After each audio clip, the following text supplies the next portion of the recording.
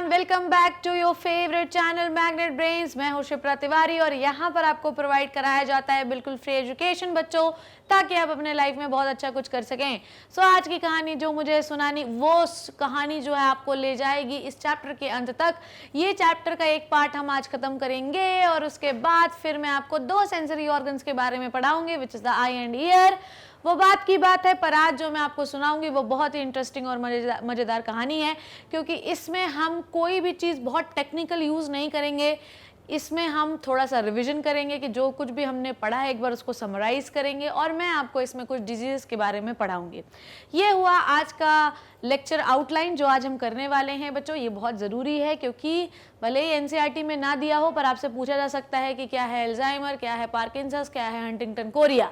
ये नाम सुनने में उजू बुजू बुजू गुजू लग रहे होंगे ना, पर ये बहुत ही आसान डिजीज़ है बच्चों, और आपको पता होनी चाहिए। हर फिजियोलॉजी के चैप्टर के बाद आपको कुछ ना कुछ डिजीजेज जो आ चुकी हैं पहले के सिलेबस में या नीट के एग्जाम में, वो आपको पता होनी चाहिए। ये सारी डिजीजेज हम क्लास 12 हेल्थ एंड डिजीज़ वाले चैप्टर में भी पढ़ेंगे, तो घबराने की ज़रूरत बिल्कुल भी नहीं है। पर मैं चाहती हूँ कि मेरा बच्चा क्लास 11 से ही तैयार हो जाए और 12th में वो ऐसी आग लगा दे जब वो नीट का एग्ज़ाम दे कि लोग पूछे कि भैया पढ़ते कहाँ से थे। ओके, सो लास्ट क्लास में मैंने ख़त्म किया था ऑटोनॉमिक नर्वस सिस्टम बच्चों, जिसमें मैंने आपको पढ़ाया कि बॉडी में जितना भी काम होता है वो सब नर्व्स कर रही होती हैं। नर्व्स को सिग्नल सेंट्रल नर्वस सिस्टम देता है, पर नर्व्स जो होती हैं वो डिफरेंट पार्ट्स में जाती हैं और डिफरेंट टाइप का फंक्शन परफॉर्म करवाती हैं। ऑटोनॉमिक नर्वस सिस्टम मैंने आपको लास्ट क्लास में पढ़ाया था। ऑटोनॉमिक नर्वस सिस्टम जो होता है मेरे लाल, पेरिफेरल नर्वस सिस्टम का ही पार्ट होता है। आई बात समझ में? पेरिफेरल नर्वस सिस्टम के ही पार्ट को हम कहते हैं ऑटोनॉमिक नर्वस सिस्टम।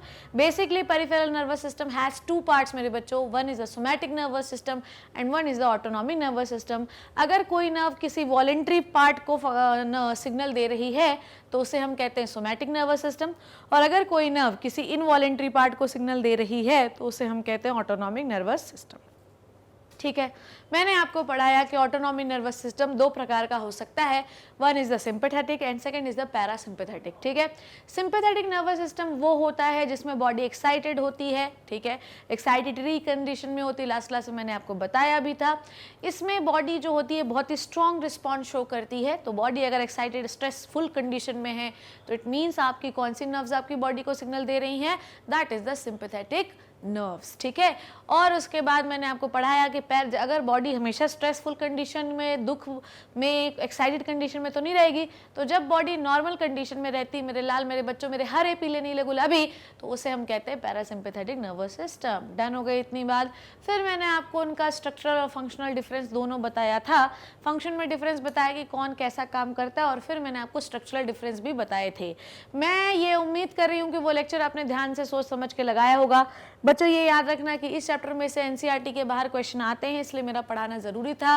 मैं बार बार आपको ये चीज़ इसलिए बोल रही हूँ ताकि किसी भी लेक्चर को आप टेक इट फॉर ग्रांटेड ना लें, और अगर आप ले रहे हैं तो आप ये बहुत ही बड़ी गलती कर रहे हो बच्चों।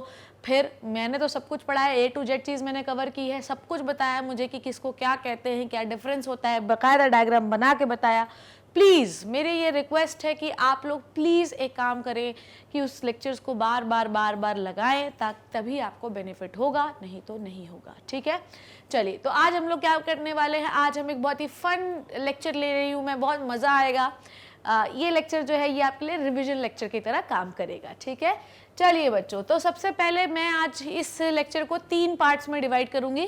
पहले पार्ट में मैं आपको समझाऊंगी पूरे टेबल के फॉर्म में कि किस ब्रेन पार्ट का क्या फंक्शन होता है। दूसरे फॉर्म में मैं कुछ इंपॉर्टेंट पॉइंट्स बताऊंगी, और तीसरे पार्ट में मैं डिजीजेस के बारे में डिस्कस करूंगी। Then lecture will finish and the first part of the nervous system will finish. Second part is the sensory organ. Nervous system खत्म हो गया, सेंसरी ऑर्गन अब हम पढ़ेंगे, उसके बाद endocrine system which is the next chapter. चलिए शुरू करते हैं। ब्रेन जो होता है बेसिकली अलग अलग हिस्सों में डिवाइड रहता है, अलग अलग फंक्शन परफॉर्म करता है। इस टेबल में मैं आपको समझाऊंगी कि ब्रेन का कौन सा पार्ट कौन सा फंक्शन परफॉर्म करेगा। ठीक है, आइए तो शुरू करते हैं, कोई टेंशन होनी नहीं चाहिए। सबसे पहले we are going to talk about the 4 brain. ठीक है, 4 ब्रेन के बारे में हम लोग बात करेंगे। 4 ब्रेन जो है इसके डिफरेंट टाइप के फंक्शंस होते हैं बच्चों। अगर आप बात करें, मैं स्टार्टिंग से आपको पढ़ाती हूँ। 4 ब्रेन में मैंने आपको 4 लोब बताए, frontal, parietal, occipital and temporal. Which लobes बच्चों? Frontal, parietal, temporal and occipital. ठीक है, फ्रंटल क्या होता है मैंने आपको बताया, जितनी भी इमेजिनेशन होती है, हाई थिंकिंग स्किल्स होती हैं, जितनी भी क्या कह सकते हैं, जितना आपका दिमाग तेज होता है, जो आईक्यू होता है, ये किसका होता है पता है? Frontal lobe of the cerebrum. ठीक है, आई बात समझ में? तो फ्रंटल जो होता है वो आपकी इंटेलिजेंस को बताता है, कौन कितना इंटेलिजेंस। अगर किसी का फ्रंटल लोब बहुत ज़्यादा स्ट्रांग है, इट मीन्स कि वो बंदा बहुत ज़्यादा इंटेलिजेंट है। ठीक है, उसके बाद मैंने आपको क्या पढ़ाया था? उसके बाद मैंने आपको पढ़ाया था पैराइटल लोब। पैराइटल लोब में मैंने आपको क्या बताया था? टच, पेन, प्रेशर, ये 3 चीज़ें आप फील कर सकते हैं। उसके बाद मैंने आपको क्या बताया था? ऑसिपिटल, जिससे आप क्या कर सकते हैं? विजन। ठीक है, ऑसिपिटल से आप क्या लिखते हैं? विजन जो है उसका रिस्पॉन्स होता है। टेम्पोरल से आप क्या क्या कर सकते हैं? टेम्पोरल से आप 2 चीज़ें कर सकते हैं, one is the movement and second is the memory. ठीक है, MM से याद रखिएगा। उसके बाद जो सेरिब्रम होता है, basically it is responsible for the voluntary movement. मेरे बच्चों, वॉलेंट्री मूवमेंट जितने भी आपके बॉडी में होते हैं वो सेरिब्रम के एक्शन से ही होते हैं। हालांकि उनको कमांड और मैप कौन दे रहा होता है? सेरिबेलम, वो बात अलग है। पर हमको ये पता होना चाहिए कि जितने भी प्रकार के वॉलेंट्री मूवमेंट होते हैं, चाहे राइटिंग हो, चाहे रनिंग हो, चाहे टॉकिंग हो, चाहे कुछ भी करना हो, चाहे किसी चीज़ को पकड़ना हो, कोई गाना गाना हो, कोई डांस करना हो, ये सारे वॉलेंट्री मूवमेंट सेरिब्रम के ही वजह से होते हैं। सेरिब्रम के अलग अलग सेंटर बॉडी के अलग अलग पार्ट को सिग्नल देते हैं थ्रू द स्पाइनल कॉर्ड, और आपकी बॉडी वॉलेंट्री मूवमेंट कर सकती है। इन जितने भी इनवॉलेंट्री मूवमेंट होते हैं वो भी ब्रेन से कंट्रोल होते हैं बाय द मेडुला ऑब्लोंगेटा मेरे बच्चों। पर जो वॉलेंट्री मूवमेंट होते हैं वो सेरिबेलम और सेरिब्रम की साठगांठ होती है उसमें। ठीक है, चलिए उसके बाद हम बात करेंगे किसकी? उसके बाद हम बात करेंगे सेरिबेलम की। सेरिबेलम, देखो मैंने एक एक लाइन लिखा है पर मैं हर किसी का फंक्शन आपको विद डिटेल बता रही हूँ ताकि आपको मज़ा आ जाए, और आप एक एक लाइन जब मेरे लेक्चर सुने और उसको कॉपी में लिखें तो आपको एक एक चीज़ बच्चों समझ में आनी चाहिए। अगर आपको समझ में नहीं आ रही है तो इसका मतलब ये कि हो सकता है कि पिछले जो लेक्चर्स मैंने आपको पढ़ाए वो आपने ध्यान से नहीं देखे हैं। ये तो बस रिवीजन है ताकि मेरे बच्चों को ये पता चले कितने लंबे लंबे लेक्चर्स जो हमने पढ़े उसके अंदर था क्या। समझ में आई बात? ये तो समराइज है कि मुझे आधा घंटे में सब खत्म करना है तो मैं लपेट के रख दूंगी। ठीक है, पर आपको ये पता होना चाहिए कि अगर मैंने आधे घंटे पढ़ाया तो उसके पहले मैंने 10 घंटे के और लेक्चर ले रखे हैं। It is my humble request to take that classes. ठीक है ना, सेरिबेलम का जो है मैंने पढ़ाया था, मैंने 1 शॉर्ट वीडियो भी सेरिब्रम ब्रेन का बनाया बच्चों। सेरिबेलम की अगर मैं बात करूँ तो what is the function of cerebellum मेरे बच्चों? सेरिबेलम जो होता है ये बैलेंस एंड इक्विलिब्रियम मेंटेन करता है। पहला फंक्शन मैंने आपको सेरिबेलम का बच्चों क्या पढ़ाया था? Tone and posture. आपकी बॉडी कार चलाते चलाते चलाते चलाते जो है वो गिर नहीं जाती। ठीक है, आपकी बॉडी जो है कड़क रहती है, आपकी बॉडी की जितनी भी मसल है वो स्लाइड कॉन्ट्रैक्टेड स्टेट में रहती हैं। ये स्लाइड कॉन्ट्रैक्शन जो होता है इसका कमांड सेरिबेलम जो होता है वो डायरेक्टली बॉडी को देता रहता है, उसके लिए सेरिब्रम से डिसीजन लेने की जरूरत नहीं है। ठीक है, सेरिबेलम से जो न्यूरॉन्स निकलते हैं वो डायरेक्टली नीचे से स्पाइनल कॉर्ड से होते हुए बॉडी के में चले जाएंगे, और पहले जाएंगे फिर स्पाइनल कॉर्ड के न्यूरॉन को देंगे, स्पाइनल कॉर्ड के न्यूरॉन जो है पूरे बॉडी को देगा कि जितनी भी मसल हैं वो बॉडी की कॉन्ट्रैक्टेड स्लाइड कॉन्टैक्ट स्टेट में रहेंगे ताकि उनका टोन एंड पॉस्चर बैलेंस रहे, नहीं तो ऐसे ऐसे ऐसे करके गिर जाएंगे। ठीक है, दूसरा मैंने आपको क्या बताया था? दूसरा मैंने आपको बताया था कि बहुत सारे हियरिंग एंड बैलेंस का काम करता है। ठीक है, हम लोग कभी भी हमको, मैंने आपको दीपक भैया को पकड़ के एग्जांपल भी सिखाया था, अगर मैं उनको ऐसा धक्का दूंगी ना, अगर मैंने दीपक भैया धक्का दे दिया तो भी वो गिरेंगे नहीं, क्योंकि सुनते ही उनकी बॉडी में सेरिबेलम ने एक मैप जनरेट किया और वो मैप सेरिब्रम को दे दिया गया। सेरिब्रम ने डिसाइड कर लिया कि बॉडी को आगे गिरने नहीं देना है। तो हियरिंग एंड इक्विलिब्रियम मेंटेन भी सेरिबेलम की वजह से ही होता है। ठीक है, उसके बाद थर्ड इज व्हाट? सेरिबेलम का अगला फंक्शन क्या बताया था मैंने? बहुत सारे कॉम्प्लेक्स मोटर मूवमेंट जो होते हैं वो क्या होते हैं? सेरिबेलम की वजह से जनरेट होते हैं। अगर इस हाथ में कॉकरोच बैठा है, ठीक है, अगर मान लीजिए कि मैंने देखा कि बहुत सुंदर लड़की आ रही, कोई लड़का ऐसे घुमा हुआ है, उसके दोस्त ने बताया कि बहुत सुंदर लड़की आ रही है, तो सुंदर लड़की की ओर कोई भी लड़का जाना चाहता है तो वो पहले सेरिबेलम का जो रिस्पॉन्स होता है वो डिपेंड करता है कि आपका इनिशियल पोजीशन बॉडी का क्या था। ये पढ़ाया था मैंने आपको। अगर लड़की पीछे की ओर है और आपकी इनिशियल पोजीशन ऐसी है तो पहले आप ऐसे घूमोगे, फिर आप ऐसे घूमोगे, फिर आप सीधा जाओगे, ठीक है। और लड़की को बोलोगे मैं तुमसे बहुत प्यार करता हूँ, ठीक है। हालांकि तुम उससे चाटे भी खा सकते हो, बात अलग है। पर ये सब जो कॉम्प्लेक्स मोटर मूवमेंट, अगर हम सोचते हैं कि भाई सीधे कोई भी चीज़ उठाकर किसी को पत्थर फेंक कर मार देना ये एक बहुत ही सिंपल मूवमेंट है, तो ऐसा नहीं होता है। सेरिबेलम जो होता है वो बेसिकली पहले एक मैप जनरेट करता है कि भैया ऐसा है कि अगर ये लड़की पीछे की ओर खड़ी है तो इसको बॉडी को इतने डिग्री में घुमाओगे, इतने डिग्री में टर्न करोगे और ऐसा चलोगे। तो मैप वर्क दे दिया है कि लड़की उधर खड़ी है। सेरिबेलम ने क्या किया, बॉडी को मैप दे दिया है बना के कि लड़की पीछे खड़ी है। उसके बाद सिग्नल मैंने कहाँ पढ़ाया था, बेसल न्यूक्लियाइज में जाता है। Nuclei is what, this is a group of cell bodies. सारा सिग्नल जो है बेसल न्यूक्लियाई में पाया जाएगा। बेसल न्यूक्लियाई उसका क्या करेंगे, बेसल न्यूक्लियाई क्या करेंगे, एनालिसिस करेंगे कि चलो हमको मैप पता चल गया, अब हम एनालाइज करेंगे कि ऐसे इस डायरेक्शन में हम जाएंगे, ठीक है। वो डिग्री विग्री सब बता देता है, इतना टर्न करना है, इतनी दूरी में खड़े है, पर चल कर उसे हाथ पकड़कर जो है उसको घर ले जाना है अपने, ये कौन बताएगा। बेसल न्यूक्लियाई जो है वो डिसीजन ले लेता है और सिग्नल मोटर सिग्नल सेंटर को दे देता है सेरिब्रम का। Motor signal is the most pathetic और पगला पार्ट, वो सिर्फ सिग्नल लाने का काम करता है। बाकी मैप वर्क जनरेट कौन करता है, सेरिबेलम। डिसीजन कौन लेता है, बेसल न्यूक्लियाई। और ट्रांसमिट कौन करता है डिसीजन को, motor centre of the cerebrum. तो आपको समझ में आया कि various type of tones and posture maintain due to the cerebellum, various type of hearing and equilibrium maintained due to the cerebrum, various type of complex movement designed by the cerebellum। cerebrum तो नहीं बोला ना, cerebellum है, ठीक है। आगे उसके बाद we are going to discuss about the hypothalamus. यहाँ पर मैं उन्हीं पार्ट्स के बारे में बात कर रही हूँ जो कि इंपॉर्टेंट है और आपके जानने जरूरी है।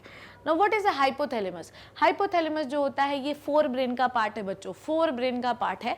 फोर ब्रेन के थर्ड वेंट्रिकल का फ्लोर इज द हाइपोथैलेमस। या सीधी बात याद रखिए, फोर ब्रेन का आखिरी हिस्सा होता है hypothalamus. Hypothalamus is a very very very very important part of the body बच्चों, बहुत इंपॉर्टेंट पार्ट होता है, ठीक है।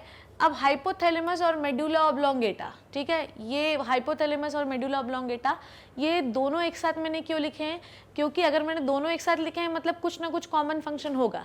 ये दोनों पार्ट जो होते हैं, ये अभी मैं किसके बारे में बात कर रही हूँ, कॉमन फंक्शन के बारे में, ठीक है। बाकी मैं अलग अलग भी बात करूंगी, पर अभी फिलहाल मैं किसके बारे में बात कर रही हूँ, एक कॉमन फंक्शन के बारे में बात कर रही हूँ, ठीक है। Now hypothalamus and medulla oblongata. Hypothalamus and medulla oblongata क्या करता है बच्चों, hypothalamus and medulla oblongata controls the various involuntary activities of the body, like heart beat, like digestion, like excretion, ठीक है। एनीथिंग जो कि आपकी बॉडी में हो रहा है उसे, इवन रेस्पिरेशन जो है, ये सारी चीज़ें जो है कंट्रोल कौन करते हैं, इनवॉलंटरी ऑर्गन्स में ये फंक्शन कौन कंट्रोल करता है, हाइपोथैलेमस एंड मेडुला ऑब्लोंगेटा, ठीक है। अगला हम देखते हैं हाइपोथैलेमस एंड पीनियल ग्लैंड, ठीक है। देखो हाइपोथैलेमस एक प्रकार का फंक्शन तो करता नहीं है बच्चों, हाइपोथैलेमस के तो बहुत सारे फंक्शन है कि नहीं। हाइपोथैलेमस क्या क्या फंक्शन करता है, हाइपोथैलेमस जो होता है वो इनवॉलंटरी फंक्शंस को भी कंट्रोल करता है। हाइपोथैलेमस जो होता है वो हार्मोन्स निकालने का भी काम करता है। हाइपोथैलेमस जो होता है कहाँ गया यार, हाइपोथैलेमस जो होता है वो बहुत सारे और भी काम करता है, टेम्परेचर रेगुलेशन, ये सारी चीज़ें। तो there are an number of functions of hypothalamus बच्चों। आपको पता है अगर हाइपोथैलेमस निकाल दिया जाए तो आदमी मर सकता है, ठीक है। हाइपोथैलेमस एक ऐसा पार्ट है ब्रेन का जो दूसरी ग्लैंड्स के साथ भी काम करता है। मतलब सोचो कितना ट्रिमेंडस पार्ट है और कितना अच्छी तरीके से डिजाइंड है बॉडी, समझ रहे हो। फोर ब्रेन का floor is called as hypothalamus which maintains, which regulates the various involuntary activities of our body. मेरे बच्चों आई बात समझ में, विभिन्न प्रकार की इनवॉलंटरी फंक्शंस को जो है कंट्रोल करता है आपका हाइपोथैलेमस, आई बात समझ में।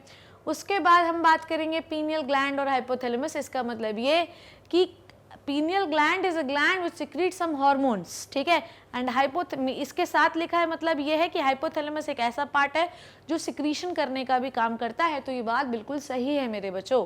क्या होता है कि पीनियल ग्लैंड एक हार्मोन निकालती है विच रिलीजेस द मेलेटोनिन। मेलेटोनिन एक हार्मोन होता है जो बॉडी में 24 आवर साइकिल चलाता है। 24 आवर साइकिल समझते हो, अगर लाइट बुझा देते हैं आदमी को तो आदमी को नींद आने लगती है। कभी भी आपने देखा है कि हमेशा लाइट 90% लोग जो है तो वो लाइट बुझा करके वो सोचते हैं, कभी सोचा है आपने मिलेटोनिन जो होता है बेसिकली ये आपका 24 आवर साइकिल मेंटेन करता है। मिलेटोनिन की वजह से ही आपको नींद आती है और आपको जगना होता है, इसीलिए आदमी रात में सोता है और दिन में जगता है, क्योंकि रात में मिलेटोनिन सिक्रीट हो जाता है जो कि आपको नींद दिलवाता है। ठीक है, आई बात समझ में? आइए, उसके बाद तो ये समझ गए आप लोग। उसके बाद नेक्स्ट इज हाइपोथैलेमस जो होता है ये बहुत सारे हार्मोन्स निकालता है। जैसे मैंने आपको पढ़ाया था कि हाइपोथैलेमस जो होता है वो रिलीजिंग एंड इनिबिटिंग हार्मोन निकालता है। समझ में आएगा? देखो बेटा, पिट्यूटरी से जितने हार्मोन निकल रहे हैं, ठीक, वो सारे हार्मोन्स जो है उसको कौन कंट्रोल करता है? उसका बाप, जिसका नाम है हाइपोथैलेमस। अगर मान लीजिए कि पिट्यूटरी एक ग्रोथ हार्मोन निकाल रही है, ठीक है, जिससे हमारी हाइट हेल्थ बढ़ती है, तो पिट्यूटरी को बोलता है उसका बाप कि बेटा ऐसा है कि अब निकाल लिए हो, अब शांत हो जाओ। तो इसीलिए किसी की हाइट ज़्यादा और किसी की हाइट कम होती है बच्चों। आई बात समझ में? सो पिट्यूटरी का काम है ग्रोथ हार्मोन निकालो, पर उसको कौन बोलता है कि ग्रोथ हार्मोन निकालो या नहीं निकालो? हाइपोथैलेमस। हाइपोथैलेमस जो होता है ये 2 प्रकार के हार्मोन्स निकालता है। एक होता है रिलीजिंग हार्मोन और एक होता है इनिबिटिंग हार्मोन। जो रिलीजिंग हार्मोन होता है वो पिट्यूटरी ग्लैंड को ये बोलता है कि हार्मोन निकालो और जाके काम करो। जिस समय हाइपोथैलेमस ने इनिबिटिंग हार्मोन निकालने लगे, वो पिट्यूटरी को बोलता है सुनो ऐसा है कि तुम्हारी मनमानी बहुत हो गई, तुमने बहुत ग्रोथ करा ली, अब तुम थोड़ा शांत बैठो। उसके बाद ग्रोथ बंद हो जाती, इसीलिए सबकी ग्रोथ एक जैसी नहीं हो सकती। ठीक है, तो ये समझ में आया कि देखो। अच्छा, दूसरा होता है कि टेम्परेचर रेगुलेशन भी करता है। जैसा कि मैंने आपको बताया कि हाइपोथैलेमस जो होता है, अगर मान लो बॉडी का टेम्परेचर बहुत, अगर बॉडी से बहुत ज़्यादा पानी लॉस होने लगे ना, तो वो तुम्हारा सलाइवा सुखा देता है हाइपोथैलेमस। हाइपोथैलेमस जो होता है वो क्या करता है कि रिलीजिंग, ध्यान से समझना, हाइपोथैलेमस एक हार्मोन निकालता है जिसका नाम होता है थायराइड स्टिमुलेटिंग रिलीजिंग हार्मोन। ध्यान से समझना, ये सब मैं ऑलरेडी पढ़ा चुकी हूँ, just for a quick revision मैंने ऊपर लिखा भी है। हाइपोथैलेमस एक हार्मोन निकालता है बच्चों जिसका नाम होता है थायराइड स्टिमुलेटिंग रिलीजिंग हार्मोन। ठीक है, ये रिलीजिंग हार्मोन जो है ये निकला ब्लड के माध्यम से पिट्यूटरी ग्लैंड में आया, और पिट्यूटरी ग्लैंड ने एक हार्मोन निकाला जिसका नाम था थायराइड स्टिमुलेटिंग हार्मोन। TSH को मेंटेन कर रहा है, TSRH, ठीक है, which is releases by the hypothalamus. TSH निकला और TSH निकल के गया थायराइड ग्लैंड में। यहाँ होती है थायराइड ग्लैंड, पढ़ाएंगे अभी, अपना अगला चैप्टर वही है। थायराइड ग्लैंड जो होती है बेसिकली ये क्या करती है? थायराइड ग्लैंड एक हार्मोन निकालती है जिसका नाम होता है थायरोक्सिन। आई बात समझ में? थायराइड ग्लैंड एक हार्मोन निकालती है जिसका नाम होता है थायरोक्सिन। थायरोक्सिन जो होता है वो आपकी बॉडी में हर एक्टिविटी को बढ़ा देता है, मतलब शरीर में कार्य करने की क्षमता को, बहुत सारे आपके बॉडी में काम होता है उनको बढ़ा देता है। तो अगर आपकी बॉडी में थायरोक्सिन अच्छा निकलेगा तो बॉडी अच्छे से काम करेगी, पर अगर थायरोक्सिन ज़्यादा हो गया तो बॉडी आपकी ज़्यादा जो है तो काम करने लगेगी। तो बॉडी जब कम काम करती है तो बॉडी का टेम्परेचर गिरने लगता है। तो भैया हाइपोथैलेमस पिट्यूटरी को बोलता है तुम ज़्यादा थायराइड निकालो, ज़्यादा थायराइड पिट्यूटरी निकालेगी तो थायराइड जो है वो ज़्यादा थायरोक्सिन बनेगा, ज़्यादा थायरोक्सिन बनेगा तो शरीर की कार्य करने की क्षमता बढ़ जाएगी। आई बात समझ में?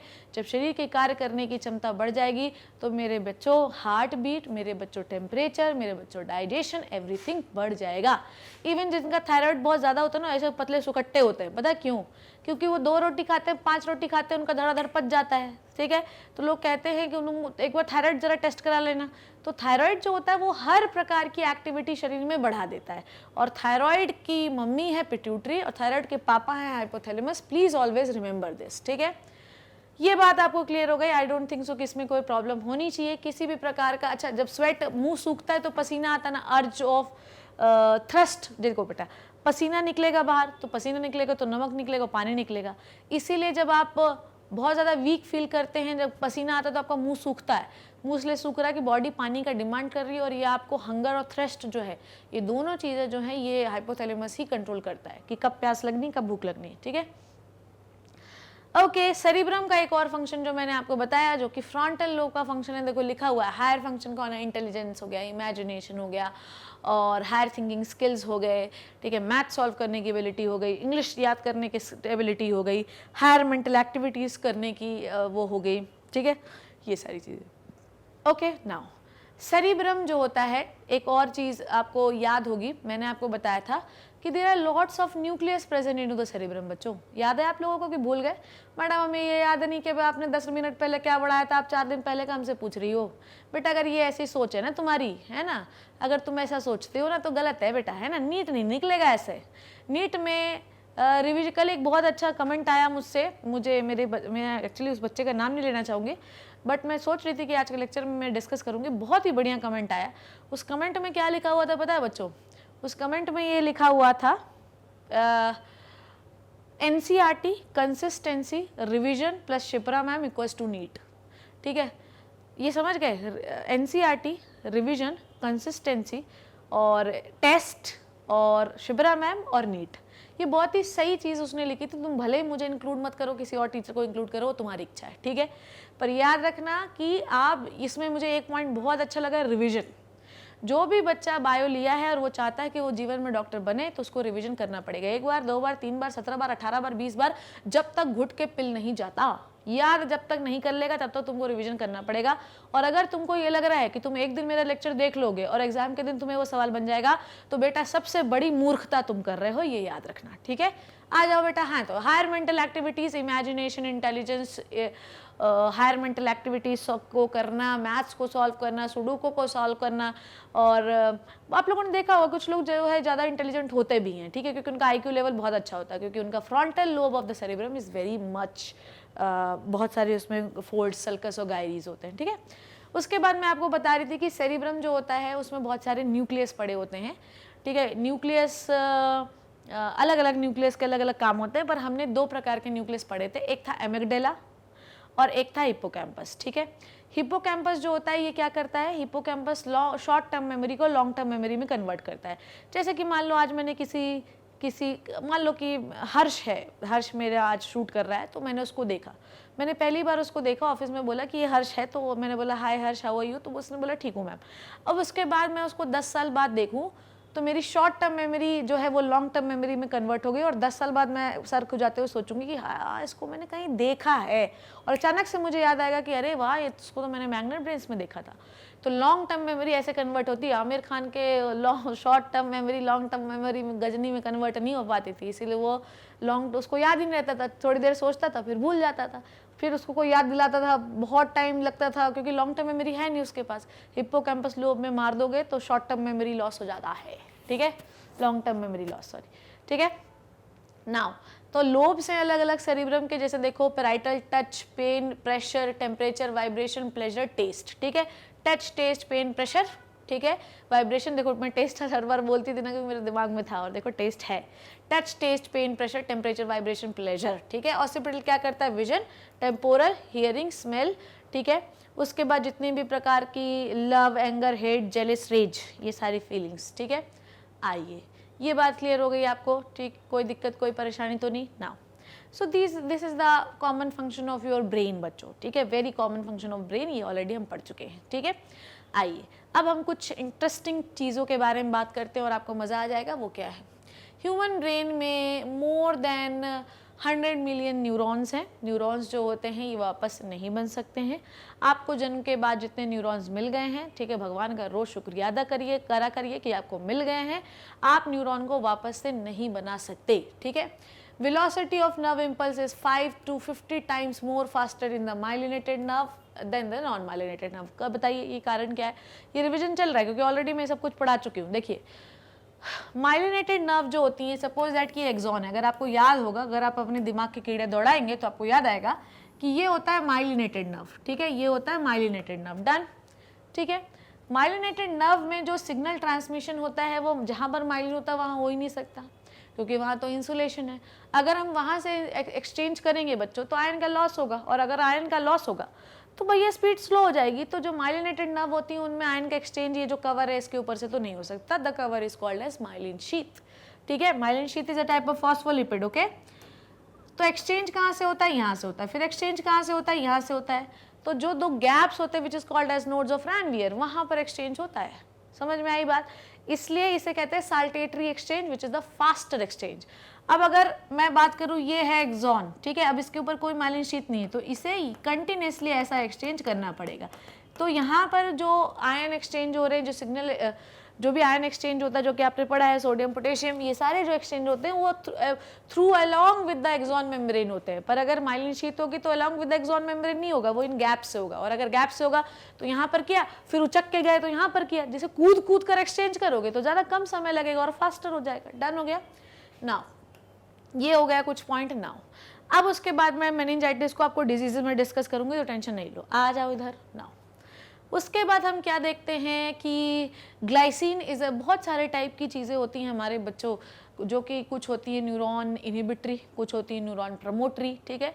तो न्यूरॉन एक्साइटरी इनहिबिटरी दोनों टाइप के होते हैं। कुछ केमिकल्स ऐसे होते हैं जो आपकी बॉडी के सेंट्रल नर्वस सिस्टम से ही निकलते हैं, न्यूरॉन से निकलते हैं, और वो एक्टिविटी को बढ़ा या घटा सकते हैं। जैसे कि ग्लाइसिन एक न्यूरो इनहिबिटरी हार्मोन होगा, ठीक है, जो कि स्पाइनल कॉर्ड से निकलता है, मतलब ये है कि न्यूरॉन एक्टिविटी को घटाता है। ऐसे इसका ऑपोजिट क्या है? ऑपोजिट है ग्लूटामिक एसिड। ग्लूटामिक एसिड जो होता है, ये सब क्या है बेटा, क्या है, कहाँ पढ़ाई हम लोगों ने? अमाइनो एसिड्स हैं, है ना, अमाइनो एसिड्स हैं ये। ग्लूटामिक एसिड एक एक्साइटेटरी न्यूरोट्रांसमीटर है, ठीक है। ऐसे ही एक होता है मेलाथायोन। आप लोगों को पता है, कभी कभी लोग ये कहते हैं कि बोले कि ये केमिकल था फलानी चीज़ में, तो आदमी का पागल हो गया उसको सुनकर, ठीक है। ऐसा होता है कि बहुत सारे केमिकल्स की वजह से आदमी पागल हो जाता है। समझ में आई बात? ऐसा क्यों होता है? मेलाथायोन एक टाइप का ऐसा केमिकल है जो इंसेक्टिसाइड से निकलता है। इसको अगर आप इनहेल कर लेंगे तो पता है आपको क्या होगा? तो होगा ये कि जो एसिटाइल कोलिन एस्टरेज है उसको ये क्या कर देगा, उसको ये डिस्ट्रॉय कर देगा। और आपको ये पता होना चाहिए कि जो साइनैप्स होता है, the junction between two neuron is called as synapse, and there is a chemical called as acetyl choline esterase. Acetyl choline esterase will broken down the older acetyl choline into the choline and acetyl coenzyme A. और वो जिस signal जहाँ पहले, मतलब जैसे neuron का junction है, तो यहाँ से सिग्नल आया, साइनैप्स में रिलीज हुआ, बाद में इस न्यूरॉन में गया, तो जो भी हमने तोड़ा, जैसे एसिटाइल कोए और कोलिन तोड़ा है एसिटाइल कोलिन से, जो कि एक न्यूरोट्रांसमीटर है, वो दोनों एसिटाइल कोए और कोलिन वहाँ ऊपर की ओर पहले वाले न्यूरॉन में चले जाते हैं। मैकेनिज्म मैंने पढ़ा रखा है। तो मान लीजिए कि अगर आपके उस साइनैप्स में वो एंजाइम ही ना हो जिसका नाम है एसिटाइल कोलिन एस्टरेज, तो क्या होगा? कभी सोचा आपने? अगर आप अपने दिमाग के कीड़ों को चलवाओ, उन्हें बोलो कि चलो जरा जा सिमरन, जरा वो सिग्नल ट्रांसमिशन का साइनैप्स वाला लेक्चर तो लगा के आना, तो आपको समझ में आएगा कि मैंने वहाँ पढ़ाया था एसिटाइल कोलिन एस्टरेज एक ऐसा एंजाइम है जो कि साइनैप्स में पाया जाता है। एसिटाइल कोलिन एस्टरेज एक ऐसा एंजाइम है जो साइनैप्स में पाया जाता है मेरे बच्चों। आई बात समझ में? ये क्या करता है कि उस साइनैप्स में एसिटाइल कोए को तोड़ देता है। एसिटाइल कोए एक ऐसा न्यूरोट्रांसमीटर है जो सिग्नल लेकर आता है। जब उसको, अच्छा आपको तोड़ना क्यों ज़रूरी है? क्योंकि आपने सिग्नल तो बाद वाले न्यूरॉन को दे दिया, पर एसिटाइल कोलिन तो वही है ना। अब अगर उस एसिटाइल कोए को तोड़ोगे नहीं तो नया वाला सिग्नल नहीं आएगा ऊपर से नीचे, और यही जो एसिटाइल कोए तोड़ के तुम वापस भेजते हो ना, यही रीसिंथेसाइज होकर वापस आते हैं, नए भी बनते हैं। पर अगर तुमने वहाँ से एसिटाइल कोए दो न्यूरॉन के बीच के गैप से नहीं हटाया तो न्यूरोट्रांसमीटर नहीं आएगा। तो we have to remove the acetyl CoA immediately, acetyl choline, sorry, ठीक है। अब देखो, मेलाथायोन एक ऐसा इंसेक्टिसाइड है जो उस एंजाइम को ही नष्ट कर देता है जो एसिटाइल कोलिन को तोड़ते हैं। तो क्या होगा? वो एसिटाइल कोलिन बढ़ता जाएगा, बढ़ता जाएगा, बढ़ता जाएगा, सिग्नल ऊपर से नीचे आ ही नहीं पाएगा। तो क्या होगा? न्यूरॉन पागल हो जाओगे, सिग्नल किसी को मिल ही नहीं पा रहा है, आप डेड हो, डेड, खत्म, सिग्नल ट्रांसमिशन नहीं हो रहा है, ठीक है। वैसे ही आप लोगों ने सुना होगा फूड पॉइजनिंग। क्लॉस्ट्रिडियम बोट्यूलिनम नाम का एक क्या है, बैक्टीरिया है, which is a gram negative bacteria. और मैंने आप लोगों को पढ़ाया है ग्राम पॉजिटिव और ग्राम नेगेटिव के बीच में डिफरेंस। Please take the classes of archaebacteria part 1। वहाँ पे मैंने आपको एक्सप्लेन किया है कि ग्राम नेगेटिव बैक्टीरिया जो होते हैं they are very dangerous because they release some lipotoxins, ठीक है, ओके। और ये जो टॉक्सिन रिलीज करता है ये होते हैं न्यूरोटॉक्सिन, ठीक है। ये ब्लड में मिक्स होकर पूरे ब्रेन की ऐसी की तैसी कर देते हैं। तो इसमें लूज मोशन और डायरिया, ये सब सारी चीज़ें तो कॉमन ही है, साथ में आदमी कोमा में जा सकता है। तो सबसे भयंकर जो लूज मोशन और सबसे भयंकर जो डायरिया की बीमारी है वो एक्चुअली क्लॉस्ट्रिडियम से होती है, ये बात आपको पता होनी चाहिए। So clostridium is a type of bacteria which causes the diarrhoea. समझ में आई बात? तो कभी भी कुछ चीज़ बाहर का खाओ तो प्लीज़ मेक श्योर कि वो चीज़ साफ़ होनी चाहिए, क्योंकि अगर इसका इन्फेक्शन हो गया तो इसको क्योर कर पाना थोड़ा सा डिफिकल्ट होता है। देखो, इम्पॉसिबल तो नहीं है, क्योंकि जब हम कोरोना का वैक्सीन निकाल सकते थे तो फिर बॉटुलिनम में। इतनी बात अभी तक क्लियर हो गई है आपको क्या? आइए अब बॉटुलिनम के बारे में थोड़ी सी और कहानी सीखते हैं। देखिए, क्लॉस्ट्रिडियम बोट्यूलिनम जो बैक्टीरिया है वो बेसिकली बॉट्यूलिनम नाम का एक टॉक्सिन निकालता है जो कि एक न्यूरोटॉक्सिन है। न्यूरोटॉक्सिन समझते हैं क्या होता है? जो कि कहीं ना कहीं से नर्वस सिस्टम को इफेक्ट करे। एक्चुअली होता क्या है कि ये टॉक्सिन जैसे मान लो न्यूरोट्रांसमीटर ऊपर से आ रहा है, उसे साइनेप्स में रिलीज होना है, नेक्स्ट न्यूरॉन में जाना है, पर ये टॉक्सिन जो होते हैं ये क्या करते हैं, बीच में उस साइनेप्स के बीच में बैठे रहते हैं। आजा मैं तुझे खा लूँ, ठीक है, वहाँ पर बैठे हुए रहते हैं, जिसको डिजीज़ है, ये भी एक डिजीज़ है, ठीक है, नर्वस सिस्टम की। ओके, तो ये साइनेप्स में बैठे रहते हैं और ये क्या करते हैं, इंतज़ार करते हैं, आजा मैं तुझे कैच कर लूँ, ठीक है। और ये क्या करेंगे कि एसिटाइल कोलिन को प्रिवेंट करते हैं रिलीज होने में साइनेप्स से। तो अगर ऐसा कोई टॉक्सिन जो एसिटाइल कोलिन को साइनेप्स में रिलीज ही नहीं होने दे, ठीक है, तो इसका मतलब ये कि आपका जो सिग्नल है वो एक नर्व से दूसरे नर्व में नहीं जा पाएगा, ठीक है, धीरे धीरे ये सारे साइनेप्स में फैलने लगता है। तो इससे क्या होता है कि टॉक्सिन पूरे में हो गया तो सिग्नल ट्रांसमिट ही नहीं हो रहा है, तो इससे क्या होता है पता है, फ्लैसिड पैरालिसिस। फ्लैसिड पैरालिसिस का मतलब ये है कि लिम्स और बॉडी पार्ट काम नहीं करेंगे, वॉलंटरी बॉडी पार्ट, और फूल लग जाएंगे, ठीक है। तो फ्लैसिड का मतलब होता है फूलना, और पैरालिसिस का मतलब होता है कि आप पैरालाइज्ड हो गए, वहाँ की मसल काम नहीं कर रही है क्योंकि मसल्स को न्यूरॉन सिग्नल दे ही नहीं पा रहे, क्योंकि न्यूरॉन इमीडिएट मसल के न्यूरॉन को जो सिग्नल देना चाहिए वो उसे खुद भी नहीं मिल रहा है क्योंकि साइनेप्स तो ब्लॉक हो गया बाय द टॉक्सिन्स। तो it is very dangerous, very very dangerous. Dehydration, diarrhoea, ये सारी इसमें की सिम्टम्स हैं। आइए नेक्स्ट हम लोग देखते हैं एक और इम्पॉर्टेंट पॉइंट जो कि मैंने आपको बताया था, ट्राइजेमाइनल। ट्राइजेमाइनल जो होती है ये बहुत ही इंपॉर्टेंट नर्व है। Actually it is the largest nerve होती है, पर लॉन्गेस्ट नर्व सबसे कौन सी होती है बताइए? उफ, उप, उच, उक, ट्रैक, ट्राई। तो ये कौन सी है? 5वीं क्रेनियल नर्व है। It is the largest cranial nerve. Largest का मतलब बड़ी है, बहुत एरिया कवर नहीं करती पर चौड़ाई में ज़्यादा है। सबसे लॉन्गेस्ट क्रेनियल नर्व है वेगस। इसे हम डेंटिस्ट नर्व कहते हैं। डेंटिस्ट नर्व क्योंकि इट कवर्स द जॉ, इसलिए जब कभी भी हम लोग दांत उखड़वाने जाते हैं तो हमें लोकल एनेस्थीसिया देकर इस नर्व को ही नंब किया जाता है। आई बात समझ में? तो जब हमें लोकल एनेस्थीसिया दिया जाता है तो इस नर्व को नंब कर दिया जाता है ताकि हम बिना पेन के उखाड़ सकें दांत को, ठीक है, इसलिए हम इसे डेंटिस्ट नर्व कहते हैं। एसिटाइल कोलिन जो होता है ये माइटोकॉन्ड्रिया में सिंथेसाइज किया जाता है। मैं आपको बहुत पहले की स्लाइड में लेके जाती हूँ, पता तुम्हें, मैंने मुझे याद है और मैं आपको अभी लाइव ये बताती हूँ कि ये किस तरीके से सिंथेसाइज होता है। हालांकि अगर आप मेरे लेक्चर्स देखते होगे रेगुलरली तो आपको ये पता होगा। देखो मैं तुमको लाइव लेक्चर्स में लेके जाती हूँ एसिटाइल कोलिन के, आपको मैं ये सिखाऊंगी कि माइटोकॉन्ड्रिया में किस तरीके से एसिटाइल कोलिन बनता है बच्चों, ठीक है। आ जाओ दिखाती हूँ। अरे कहाँ गया? ओके, मिल रहा है, बिल्कुल 5 मिनट वेट करो, बहुत आसान प्रोसेस है। Look at this slide, okay, look at this slide. अभी मैं इसको लॉक लगाती हूँ और फिर अपनी वापस से स्लाइड पे आऊँगी, ठीक है। देखो यहाँ पर मैंने आपको एक पॉइंट बताया कि जो एसिटाइल कोलिन होता है वो माइटोकॉन्ड्रिया में सिंथेसाइज होता है, ठीक है। कैसे सिंथेसाइज होता है वो ध्यान से देखो। माइटोकॉन्ड्रिया में एसिटाइल कोएंजाइम ए बनता है। ये देखो माइटोकॉन्ड्रिया में क्या सिंथेसाइज होता है बच्चों? एसिटाइल कोएंजाइम ए। आपको पता होना चाहिए, ठीक है। माइटोकॉन्ड्रिया में एसिटाइल कोएंजाइम ए बना, ठीक है। उसके बाद एसिटाइल कोएंजाइम ए जो होता है वो क्या करता है, उससे आपको कोएंजाइम ए निकाल देना है, ठीक है। ये अभी अपने को ज़्यादा एंजाइमेटिक एक्टिविटी पे नहीं घुसना है कि तेरी तो ऐसी की तैसी, हम तो तेरे को डाइसेक्ट करके ही रहेंगे। तो अब हमें क्या करना है, एसिटाइल कोएंजाइम ए से कोएंजाइम ए निकाल देना है, ठीक है। उसके बाद क्या होता है कि माइटोकॉन्ड्रिया में कोलिन है, कहाँ से आएगा वो देखेंगे हम लोग। अब इस एसिटाइल कोएंजाइम ए निकाल दिया, इस एसिटाइल से कौन जुड़ेगा? कोलिन। तो क्या बन जाएगा बच्चों? एसिटाइल कोलिन, ठीक है। समझ में आ गई बात? ये एसिटाइल कोलिन इस साइनेप्स में रिलीज होगा। The junction between 2 neuron is called as synapse. ये एसिटाइल कोलिन जो है ये क्या करेगा, इसके पास सिग्नल है, ठीक है। ये सिग्नल को लेकर इस रिसेप्टर में बाइंड हो जाएगा, ठीक है, जो कि दूसरे न्यूरॉन का रिसेप्टर है। सिग्नल अंदर जाएगा और एसिटाइल कोलिन फिर से उसी जगह पर साइनेप्स में आ जाएगा। पर there is a enzyme called as acetyl choline esterase. Malathion is a type of insecticide जो एसिटाइल कोलिन एस्टरेज को मार देता है। अब एसिटाइल कोलिन जब टूटेगा मेरे लाल, मेरे बच्चों, मेरे हरे पीले नीले गुलाबी, तो क्या बनेगा बोलो? बनेगा एसिटेट और कोलिन। समझ में आई बात?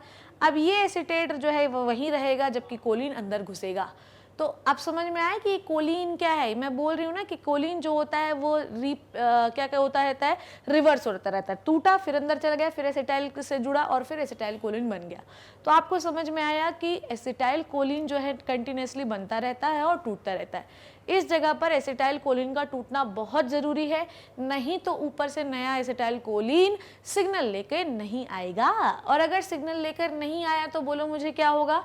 अगर बेटा सिग्नल लेकर नहीं आया तो होगा ये कि आपके एक न्यूरॉन से दूसरे न्यूरॉन सिग्नल जाएगा नहीं, और अगर एक न्यूरॉन से दूसरे न्यूरॉन सिग्नल जाएगा नहीं मेरे बच्चों, तो मुझे ये बताओ कि इंफॉर्मेशन का ट्रांसमिशन कैसे होगा। बोलो, तो इन्फॉर्मेशन का ट्रांसमिशन कैसे होगा। बोट्युलिनम में तो यही हुआ था ना कि जो टॉक्सिन था वो आने नहीं दे रहा था, हम बाइंड करूंगा, तुम तो उधर ही रहो। ठीक है, ये समझ गए इतने पॉइंट। अब मैं आपको कुछ इंपॉर्टेंट डिजीजेस के बारे में पढ़ाने वाली हूँ, समझो बात को। अभी तक हमने डिजीज़ भी करी है बात, उसमें मैं पहले एक डिजीज़ बताऊंगी जो सबसे पहले, वो है मेनिंजाइटिस। इवन मैंने मेनिंजाइटिस आपको पहले भी बता दिया है। ठीक है, मेनिंजाइटिस जो होता है वो बैक्टीरियल और वायरल दोनों हो सकता है, पर जिस बैक्टीरिया से मेनिंजाइटिस होता है उसका नाम होता है निसीरिया मेनिंजाइटिडिस। समझ में आई बात। जिस बैक्टीरिया से मेनिंजाइटिस होता है उसका नाम होता है निसीरिया मेनिंजाइटिडिस। डन। होता क्या है, मेनिंजिस इज व्हाट बच्चों, मेनिंजिस इज द कवरिंग। अगर बैक्टीरिया घुस गया आपके ब्रेन में, ठीक है, जो कि बड़ा मुश्किल है घुसना, पर अगर घुस गया तो क्या होगा बोलो। अगर घुस गया तो आप देखो नॉर्मल मेनिंजिस हमको ऐसा दिखाई देता है। देखो नॉर्मल मेनिंजिस हमको ऐसा दिखाई देता है, देखो कैसा। ये हो गया सबसे hard covering which is the dura mater. This is the very hard covering, this is the outer most covering and this is called as dura mater. उसके बाद उसके अंदर की कवरिंग जो जाल जैसी आपको दिखाई दे रही है, दिस इज द एरेक्नॉइड। और सबसे अंदर वाली ये जो लाइट ब्राउन कलर की जो उसके ब्रेन के ऊपर दिखाई दे रही है, दिस इज द पाया मैटर। पर होता क्या है मेरे बच्चों, होता ये है कि अगर मान लो किसी भी प्रकार का कोई इन्फेक्शन घुस गया तो होगा क्या कि ये जो CSF है ना, इसका वॉल्यूम बढ़ जाएगा। ठीक है, और यहाँ पर अगर CSF में वॉल्यूम बढ़ गया तो ये जो लेयर्स है ना, इन्फ्लामेशन होती है भाई, इन्फेक्ट होगा, उसको इरोड करेगा तो वहाँ इन्फ्लामेशन बढ़ जाएगी। और इन्फ्लामेशन बढ़ने का ये भी कारण है कि वहाँ पर बहुत सारी ऐसी सेल्स होती हैं which is called as neuron supportive cell, the name is microglial cells. Microglial cells का नंबर बढ़ जाता है जिसकी वजह से इन्फ्लामेशन शो होने लगती है। तो आप देखो कि इन तीनों लेयर्स देखो कैसी हो गई, पिंक पिंक पिंक। ठीक है, तो ये जो तीनों लेयर होती हैं काफ़ी मोटी हो जाती हैं। अगर आप देखें तो ये आपका स्कल है, तो स्कल, ये तीनों लेयर इतनी मोटी हो गई हैं कि स्कल के ऊपर बहुत ज़्यादा प्रेशर बना रही हैं। तो आपका ब्रेन के ऊपर की जो लेयर है इट इज़ वेरी इन्फ्लामेंट। ठीक है, बहुत ज़्यादा मोटी हो चुकी हैं क्योंकि इन्फ्लामेशन है, क्योंकि इन्फेक्शन हो गया है, वो स्कल के ऊपर दबाव बना रही है। अब तुम कुछ सोचो कि नॉर्मली अपने को कुछ तो होता नहीं है और अपन कोई चीज़ भी सोच लेते हैं तो इतना टेंशन होता है। अब सोचो कि दिमाग की लेयर्स में सूजन बनी हुई है तो वो क्रेनियम के ऊपर प्रेशर बनाएगी, तो आपको पता है आपको पागलपन फील होगा और ना लेवल ऑफ CSF बहुत बढ़ जाता है इसमें। तो आप सोचोगे कुछ होगा, कुछ डिसीजन कुछ लोगे, पागलपन जैसा बिहेवियर करोगे। इलाज क्या है, इलाज ये है कि पेशेंट को झुकाओ, स्पाइनल कॉर्ड का ये जो लंबर रीजन है यहाँ से एक्स्ट्रा CSF को खींच लो, क्योंकि जो CSF आप ब्रेन में ले रहे हो वही आप स्पाइनल कॉर्ड में डाल रहे हो। ठीक है, ये कहानी मेरे बच्चों को क्लियर हो गई होगी। ये मैं पहले भी पढ़ा चुकी हूँ तो इसमें कोई टेंशन होना नहीं चाहिए, है ना। ये हो गया सारी कहानी। आइए मेरे बच्चों, अब मैं आपको पढ़ाती हूँ पार्किंसंस डिजीज के बारे में। शुरू करें। पार्किंसंस डिजीज है, Parkinson's is a very important disease. देखिए यहाँ पर आपको मैंने एक चीज़ पढ़ाई थी, तब मैंने आपको बताया था डोपामाइन के बारे में। मिड ब्रेन में, अगर आपको याद होगा, दिमाग पर जोर डालिए आपने, दिमाग के कीड़ों को दौड़ाइए। तुमको पता है मैं बहुत ही दूरदर्शी हूँ इस मामले में, मुझे पता है कि आगे चल के क्या आएगा ना, तो मैं वहीं पर आपसे डिस्कस कर लेती हूँ। अभी 2 सेकंड के अंदर ये डिजीज आप यूं सॉल्व कर लोगे। याद करिए, और अगर याद नहीं है तो आप लेक्चर लगाइए। मिड ब्रेन में मैंने आपको पढ़ाया था कि मिड ब्रेन के सुपीरियर सरफेस पर एक न्यूक्लियस होता है। All the nucleus which is found into the cerebrum, which is found into the midbrain, which is found into the medulla oblongata and pons, called as basal nuclei। ठीक है, वहाँ पर mid brain के just ऊपर एक basal nuclei होता है जिसको कहते हैं सबस्टेंशिया नाइग्रा। याद आया कुछ? सबस्टेंशिया नाइग्रा, ठीक है, डार्क कलर का होता है और ये एक हार्मोन नहीं कहो, एक केमिकल निकालता है विच is the dopamine. Dopamine is a neurotransmitter. ठीक है, डोपामाइन निकालता है। समझ में आई बात? शरीर में डोपामाइन का रिलीज होना पता क्या बताता है? ये, ठीक, हुड़ दबंग दबंग दबंग, ठीक है ये। तो बॉडी का जो पॉस्चर और जो स्टिफनेस है, it is due to the dopamine. आई बात समझ में? तो आपकी बॉडी में जब तक मेरे बच्चों डोपामाइन निकलता रहेगा तब तक आपकी बॉडी स्टिफ रहेगी। ये बात आपको क्लियर हो गई? अभी तक कोई टेंशन तो नहीं इसमें? मेरे बच्चों को मैंने ये समझाया भी कि शरीर में डोपामाइन का होना बहुत ही ज़्यादा आवश्यक होता है। फिर मैंने बच्चों को ये बताया कि डोपामाइन कहाँ से निकलता है? मिड ब्रेन से निकलता है। मिड ब्रेन में भी कहाँ से निकलता है? Basal nuclei. कौन से बेसल न्यूक्लियाई? सब्सटेंशिया नाइग्रा नाम है उसका। यकीन नहीं है मेरी बातों पर, ठीक है, यकीन नहीं है मेरी बातों पे साथियों, तो जाके लगा के आओ लेक्चर, फिर बताइए मुझे कि है कि नहीं। वहां से हम क्या करते हैं? डोपामाइन निकालते हैं और रिजिडिटी बनी रहती है। अब बहुत इंटरेस्टिंग चीज़ है, इसके लिए भी I have to remove the चश्मा, अदरवाइज एक्सप्रेशन आपको दिखेंगे नहीं। सपोज दैट कि अगर आपके शरीर में डोपामाइन ना निकले, सपोज दैट कि अगर आपके शरीर में डोपामाइन नहीं निकलेगा तो क्या होगा बताओ? अगर डोपामाइन नहीं निकलेगा मेरे बच्चों तो बॉडी स्टिफ नहीं रहेगी। आ रही बात समझ में? अगर डोपामाइन नहीं निकलेगा तो बॉडी स्टिफ नहीं रहेगी, ठीक है। तो ये ऐसा होगा, देखो आप लोगों ने बुजुर्ग व्यक्ति को बोलोगे कि चलो यहाँ पर, चलो आज हमको, चलो आजकल तो कैसे पापी हो गए हैं बच्चे, तो अपने माँ बाप, बूढ़े माँ बाप को ले जाते हैं कोर्ट में, चलो यार साइन करना, हमको प्रॉपर्टी चाहिए तुम्हारी। तो बेचारा माँ बाप कैसे साइन करता है? ऐसे ऐसे ऐसे ऐसे कांपता है ना, आता ऐसे ऐसे ऐसे ऐसे ऐसे ऐसे ऐसे कांपता है कि नहीं? बूढ़े लोगों को देखा आपने, मुंडी ऐसे, बेचारे लोग कुछ नहीं करते फिर भी उनकी मुंडी ऐसे ऐसे हिलती रहती कि नहीं हिलती रहती? धीरे धीरे आके मूव होती कि नहीं होती? इवन कुछ बोलते भी हैं तो कैसे होता है? हाँ बेटा कैसे हो, होता है कि नहीं होता है? ऐसा क्यों है तुमको पता है? क्योंकि उस समय पर जैसे जैसे एज बढ़ती है वैसे वैसे वो जो बेसल न्यूक्लियाई मिड ब्रेन में पड़ा है ना, वो धीरे धीरे डीजनरेट होता जाता है। और जैसे जैसे डीजनरेट होता है तो डोपामाइन का लेवल कम होता जाता है। जैसे जैसे डोपामाइन का लेवल कम होगा तो क्या होगा बताओ? होगा स्लो मूवमेंट होगा, आप हिलोगे डुलोगे, बैलेंस नहीं कर पाओगे, उसके बाद ये कर्वेचर ऐसे स्टिफ होके चल नहीं पाओगे, ठीक है। जब भी आप चलोगे, कोशिश करोगे ऐसे चलने के लिए, पर आप झुक जाओगे तो कर्वेचर मेंटेन नहीं कर पाओगे। आपको बोलेंगे कि बैक सीधा रखो तो आप रख नहीं पाओगे, आपके एल्बो को बोलेंगे सीधा रखो तो आपके एल्बो ऐसे ऐसे ऐसे ऐसे होंगे, क्योंकि स्टिफ नहीं है बॉडी, ठीक है। हाथ हमेशा ट्रेमर होते रहेंगे, ऐसे ऐसे कांपते रहेंगे, पैर भी ऐसे ऐसे कांपते रहेंगे, ओके। उसके बाद क्या करेंगे? उसके बाद क्या होता है? लिख नहीं पाओगे, कुछ चीज़ पढ़ नहीं पाओगे, और उसके बाद बस मतलब कुल मिला के बॉडी का जो भी चीज़ पॉस्चर से रिलेटेड है, ठीक है। तो अगर अगली बार कोई बूढ़ा आदमी ऐसे ऐसे हिलता दिखे तो ये मान लेना एक्चुअली पार्किंसंस जो डिजीज़ होती है ये एज्ड पर्सन को होती है, ठीक है।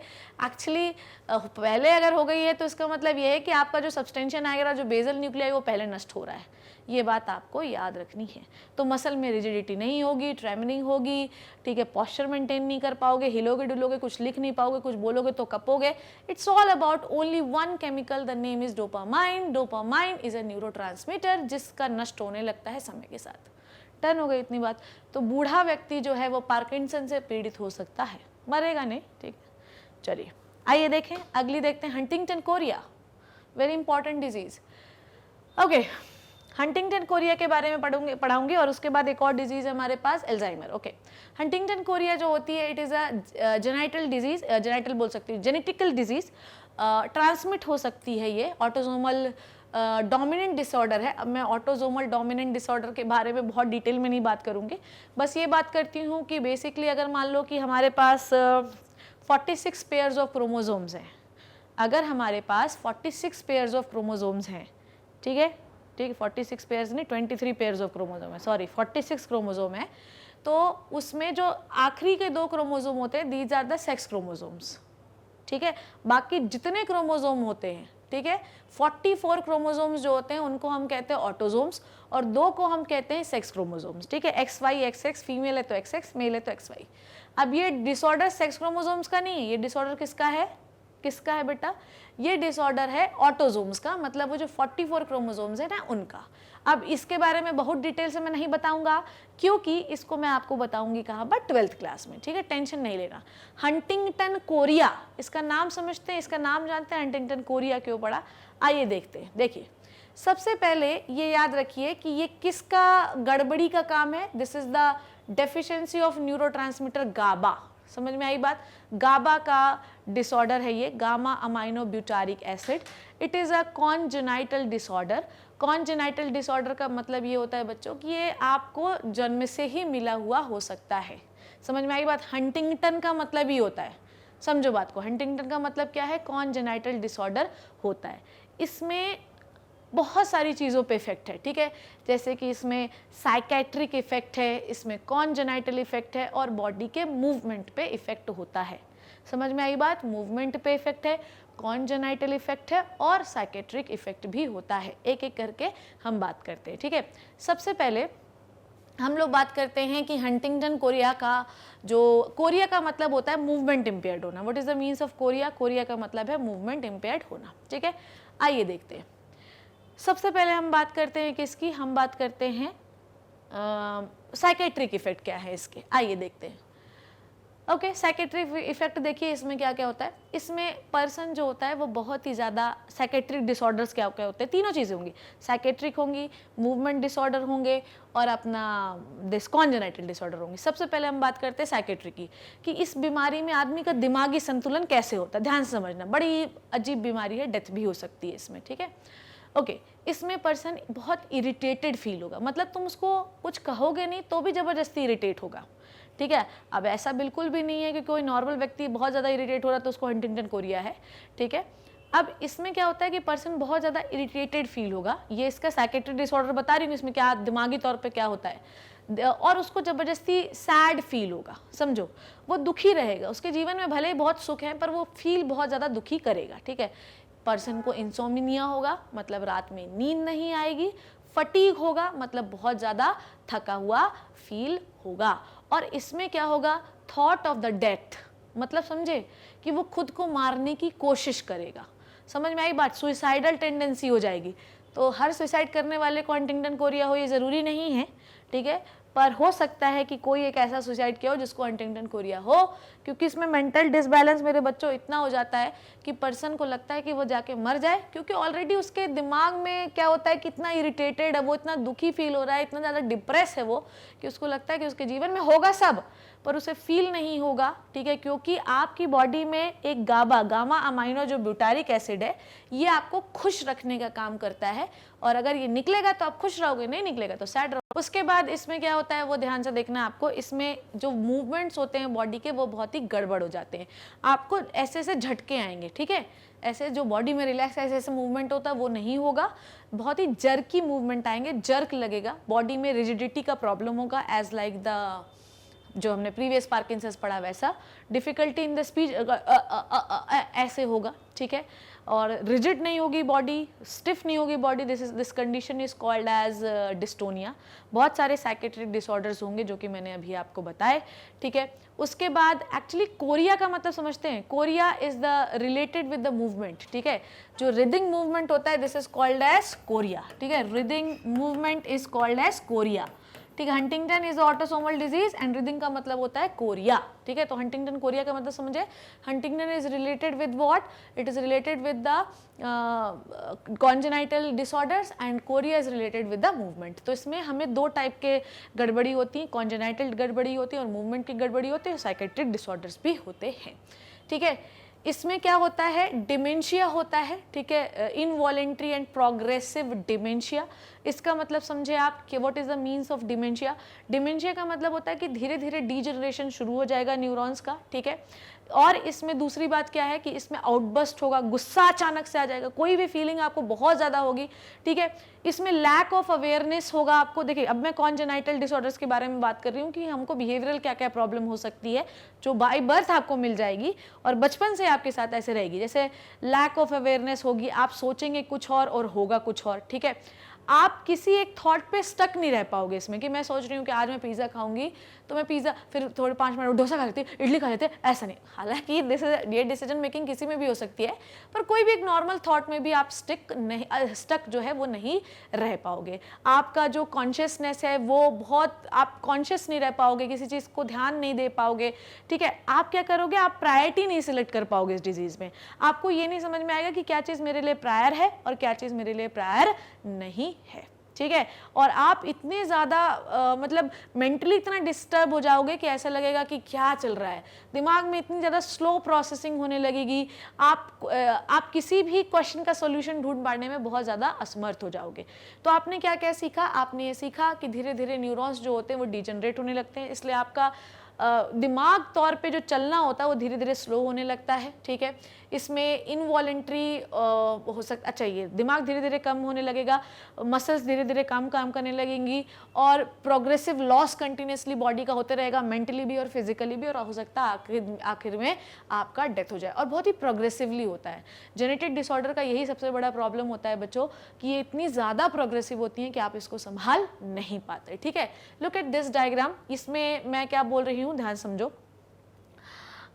इसमें एट्रोफी होगी, एट्रोफी का मतलब समझते हो, भर गया है, उसमें फ्लूइड भर गए और वो बड़ा हो गया है। शरीर में, या शरीर बोल रही हूँ, ब्रेन में अगर कोई भी चीज़ बड़ी हो जाती है ना तो it will make the pressure, और जहाँ पे भी प्रेशर होता है ना पागलपन होता है, ठीक है। तो ये हंटिंगटन का डिजीज़ का वो है, क्या नाम से, दैट वेंट्रिकल है, ventricle is a space of brain. Normal spaces ऐसे होते हैं पर हंटिंगटन में स्पेस बड़ा हो जाता है, और स्पेस बड़ा हो जाने की वजह से ब्रेन के जितने भी न्यूरॉन्स वगैरह हैं उनको सही तरीके से वर्क करने के लिए जगह नहीं होती, जिसकी वजह से उनका लॉस होने लगता है, ठीक है।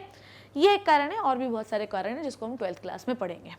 Now the last one disease is the Alzheimer. Alzheimer is a very common disease, common disease मतलब सुना होगा आप लोगों ने। यूएस में तो ये बहुत ज़्यादा कॉमन है, 5.8 मिलियन लोगों को यूएस में हर साल होता है, ठीक है। और 60% अगर मैं बात करूँ तो वो पॉपुलेशन किसकी है, 60 से 65 वालों की, और जितना ज़्यादा एज बढ़ती जाएगी एल्जाइमर उतना बढ़ता जाएगा। मेरी बात समझ गए, जितना ज़्यादा मेरे बच्चों एज बढ़ेगी, समझे आप, जितना ज़्यादा एज बढ़ेगी एल्जाइमर का प्रॉब्लम उतना ज़्यादा बढ़ता जाएगा। समझ में आ गई बात, इसमें कोई प्रॉब्लम तो नहीं। इसमें क्या होता है कि कॉर्टेक्स इज एट्रीफाइड, एट्रीफाइड का मतलब बढ़ गया है। What is the means of atrophy, atrophy, एक second, okay, look at this, ठीक है। यहाँ पर एट्रोफी, यहाँ पर क्या था यार, मुझे ये देखना है, ठीक है, ओके, यहाँ पे इनलार्ज वेंट्रिकल था, ठीक है। यहाँ पर क्या होता है, देखो यहाँ पर मैंने आपको क्या बताया था हंटिंगटन कोरिया में कि वेंट्रिकल इनलार्ज हो जाता है, जिसकी वजह से जितने भी टिश्यूज आसपास के होते हैं वो एट्रीफॉइड होते हैं। एट्रोफॉइड का मतलब ये तो नहीं बता दिया था बड़ा होना, नहीं, एट्रीफॉइड का मतलब श्रिंक होना। यहाँ पर देखो, एट्रीफॉइड का मतलब होता है किसी भी चीज़ का श्रिंक होना, ठीक है। यहाँ पर क्या होता है कि इनलार्ज हो जाते हैं वेंट्रिकल्स, क्योंकि कोई भी फ्लूइड भर जाता है, ठीक है, कुछ भी हो सकता है, इनलार्ज हो गया वेंट्रिकल, अभी बहुत रीजन में जाने की जरूरत नहीं है। वेंट्रिकल इनलार्ज होने की वजह से जितने भी ब्रेन के टिश्यूज हैं उन पर दबाव बढ़ता है, और दबाव होने की वजह से वो एट्रीफॉइड हो जाते हैं। एट्रीफॉइड का मतलब श्रिंक होना, बड़ा होना नहीं, ठीक है, ये याद रखना, ओके। तो यहाँ पर क्या होता है, कॉर्टेक्स एट्रीफाइड हो रहा है, मुझे अचानक से अच्छा हुआ ना, याद आ गया, ठीक है। क्या होता है कि इंसान जो होता है कि वो बहुत ही दिमाग वाला है, एक साथ जब इतनी सारे थॉट प्रोसेस चलते हैं तो एक आध लाइन इधर उधर हो जाती है। हालांकि मैं कोशिश करती हूँ, अगर मैं कभी भूल जाती हूँ तो इवन मैंने पिंक कमेंट में भी डाल देती हूँ, ठीक, ओके। तो यहाँ पर क्या है, कॉर्टेक्स जो होता है वो क्या हो जाता है, एट्रीफाइड हो जाता है। एट्रीफाइड का मतलब श्रिंक होने लगता है। श्रिंक क्यों हो रहा है, what is the reason of shrink होने का कारण वही है जो हम लोगों ने हंटिंगटन कोरिया में पढ़ा था, कि जो वेंट्रिकल होता है मेरे बच्चों वो लार्ज होने लगता है, क्योंकि बहुत सारा CSF उसके अंदर भरने लगता है, और अगर बहुत ज़्यादा CSF भरने लगेगा तो जितने भी ब्रेन टिश्यूज़ हैं उनके ऊपर क्या बढ़ाने लगेगा, प्रेशर बनाने लगेगा। आई बात समझ में, जितने भी ब्रेन टिश्यूज़ हैं उनके ऊपर वो प्रेशर बनाना शुरू कर देगा। आ गई बात इतनी समझ में, इसमें कोई कन्फ्यूजन तो नहीं मेरे बच्चों को। तो अगर आप देखो कि यहाँ पर वेंट्रिकल जो होते हैं, इसमें लिखा हुआ है कि ventricle fill the cerebrospinal fluid and grow larger and larger and larger. जैसे जैसे लार्जर करेगा वैसे वैसे आपको मैंने क्या पढ़ाया था, हिप्पोकैम्पस लोब, याद है, 4 ब्रेन में मैंने आपको हिप्पोकैम्पस लोब के बारे में पढ़ाया था, ठीक है, 4 ब्रेन में पढ़ाया था ना, हाँ, ठीक है। तो हिप्पोकैम्पस लोब में मैंने आपको क्या बताया था कि शॉर्ट टर्म मेमोरी को लॉन्ग टर्म मेमोरी में कन्वर्ट करता है। अब अगर ब्रेन का वेंट्रिकल बहुत बड़ा हो जाएगा, this is the diagram of the cerebrum, है ना, पढ़ाया ना। तो यहाँ पर देखो हिप्पोकैम्पस लोब है, lobe is what, it is nothing, it is the nucleus. तो जब वेंट्रिकल ब्रेन का लार्ज होने लगता है तो वो हिप्पोकैम्पस लोब को दबाने लगता है। तो आप क्या होगा बताओ, क्या करता है, what is the dementia. Dementia का मतलब क्या होता है कि धीरे धीरे जो टिश्यूज़ होते हैं वो डिक्लाइन होने लगते हैं, ख़राब होने लगते हैं, और आप जो थिंकिंग एबिलिटी होती है वो ख़त्म होने लगती है। This is called as neuro degeneration, this is called as dementia and degeneration of your thinking power. होता क्या है इसमें कि आपकी short term memory long term memory में ही नहीं कन्वर्ट हो पाएगी, ठीक है, आप भूलने लगोगे चीज़ों को, ठीक है, आपकी सोशल और बिहेवियरल स्किल भी खत्म होने लगेंगे। पहले पहले तो क्या होगा, पहले पहले तो आप छोटी छोटी चीज़ों को भूलोगे, समझे, पहले पहले आपको समझ में नहीं आएगा कि आपको अल्जाइमर हो गया है, तो पहले आप क्या करोगे, छोटी छोटी चीज़ों को भूलोगे, जैसे पेन भूल जाओगे, कॉपी भूल जाओगे, किसी ने अभी जस्ट 5-10 मिनट पहले कॉन्वर्सेशन हुआ तो भूल जाओगे, ठीक है। एक मूवी है अजय देवगन और काजोल की, यू मी और हम, आई थिंक वही, मुझे नाम एग्जैक्टली नहीं है, उसमें ये बीमारी शायद काजोल को थी, जिसमें वो भूल जाती है। समझ में आई बात। वो क्या करती है कि एक दिन मार्केट जाती है और मार्केट में चौराहे पे ऐसे खड़ी रहती है झूले लेके, और अचानक से वो क्या करती है, इधर उधर अचानक से दौड़ने लग जाती है और भूल जाती है, ठीक है। उसके बाद वो भूल जाती है, घबरा रही थी कि मैं कहाँ जाऊँ, मुझे घर ही नहीं मिल रहा होता उसको, उसका अपना, तुमको पता है उसको कुछ पता नहीं होता उसको क्या हुआ है। अचानक से वो अजय देवगन जो है वो टकरा जाता है, उसी से आ रहा होता अपने घर पे तो टकरा जाता है। तो वो बोलती है कि मैं बहुत देर से अपना जो है अपना घर ढूंढ रही हूँ, पर मुझे अपना घर नहीं मिल रहा है, ठीक है। तुमको पता है कि उसका घर कहाँ रहता है, ये बाजू में, पर उसे अपना घर नहीं याद रहता है। क्या हुआ आपको समझ में आया, उसकी मेमोरी लॉस हो रही है, उसकी मेमोरी लॉस हो रही है, उसकी short term memory long term memory में कन्वर्ट ही नहीं हो पा रही है, तो वो भूल जाती है बार बार चीज़ों को। उसको पता है कि उसका घर इस एरिया में है, पर वो एरिया यही है उसको पता नहीं है, तो उसका घर उसके बाजू में रहता है। This is the Alzheimer's. हालांकि वो बहुत यंग एज में दिखाया गया है, जैसे जैसे एज बढ़ती जाती है भूलने का पार और ज़्यादा बढ़ जाता है। बस प्रॉब्लम क्या है कि शॉर्ट टर्म मेमोरी को आप लॉन्ग टर्म मेमोरी में कन्वर्ट नहीं कर पा रहे हैं, जिससे आपकी जो क्या कहते हैं, क्या थिंकिंग एबिलिटी है वो बहुत ज़्यादा कम हो जाती है, ठीक है। इसमें लॉस ऑफ मेमोरी इसलिए भी हो रहा है कि एसिटाइल कोलिन जो है उसका बहुत ही हाइपोसिक्रीशन हो रहा है, तो बहुत ज़्यादा एसिटाइल कोलिन कम निकलेगा तो न्यूरॉन जो है वो सिग्नल को एक न्यूरॉन से दूसरे न्यूरॉन कैसे पहुंचाएंगे। इसमें आदमी रिसेंट इवेंट को ही भूल जाता है, ठीक है। इसके लिए कोई मेडिसिन नहीं है, इसके लिए आप बार बार पेशेंट के साथ रहिए, अच्छे से बिहेव करिए, यही इसका इलाज है। कोई भी मेडिसिन इसके एडवर्स इफेक्ट को घटा सकती है, थोड़ा बहुत कम कर सकती है, पर अल्टीमेटली इसको हम ख़त्म तो नहीं कर सकते। इसमें सीवियर लॉस ऑफ मेमोरी होता है, ठीक है। It is also called as dementia of old age, ठीक है, and it is very common in the Down syndrome. Down syndrome के जो बच्चे होते हैं या बड़े होते हैं उनमें ये बहुत ज़्यादा कॉमन है। समझ में आ गई बात, इतनी समझ में आई। सो आज हम लोगों ने बहुत सारे डिजीजेस पढ़े हैं, जैसे कि कौन कौन से पढ़ लिए, मेनिंजाइटिस पढ़ लिया, जैसे कि बॉटुलिनम पढ़ लिया, जैसे कि अपना दैट पार्किंसंस पढ़ लिया, हंटिंगटन कोरिया पढ़ लिया, एल्जाइमर पढ़ लिया। मैंने बहुत डिटेल से नहीं पढ़ाया आपको, क्योंकि ये ऑलरेडी आपको पढ़ना है, तो एक भी चीज़ को बस मैं चाहती हूँ कि मेरे बच्चों के दिमाग में रहे कि एल्जाइमर मैम ने पढ़ाया था, पार्किंसंस पढ़ाया था, हंटिंगटन कोरिया पढ़ाया था, मेनिंजाइटिस पढ़ाया था, बॉटुलिनम पढ़ाया था, इतनी डिजीजेस कवर की। ये जो हैं ये फंक्शंस हैं सेरिब्रम के, हालांकि हम कई बार डिस्कस कर चुके हैं। इंटेलिजेंस, मैं यहाँ पे लोब लिख देती हूँ, मुझे सारा कुछ याद है। मैं एक्चुअली बार बार इस पे फोकस क्यों कर रही हूँ पता है तुम्हें, बार बार मैं ये 5वीं बार पढ़ा रही हूँ। मैं जानती हूँ कि इससे सवाल आएगा, ठीक है, और बनेगा नहीं तो फिर तुम मेरे ही मुंडी पे पढ़ोगे।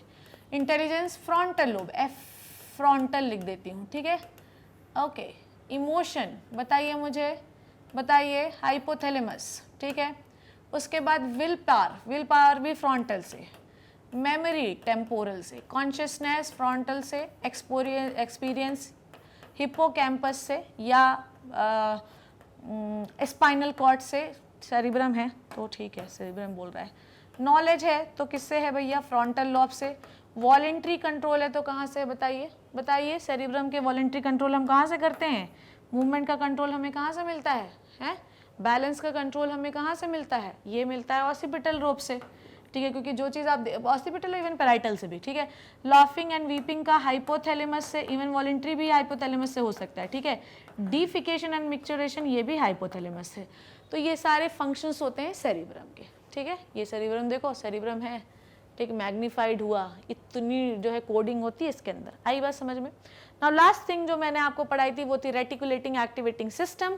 रेटिकुलेटिंग एक्टिवेटिंग सिस्टम कुछ नहीं है बच्चों, ब्रेन स्टेम जो होता है। ब्रेन स्टेम किससे मिला होता है, brain stem is nothing, it is a mid brain और पॉन्स और मेडुला।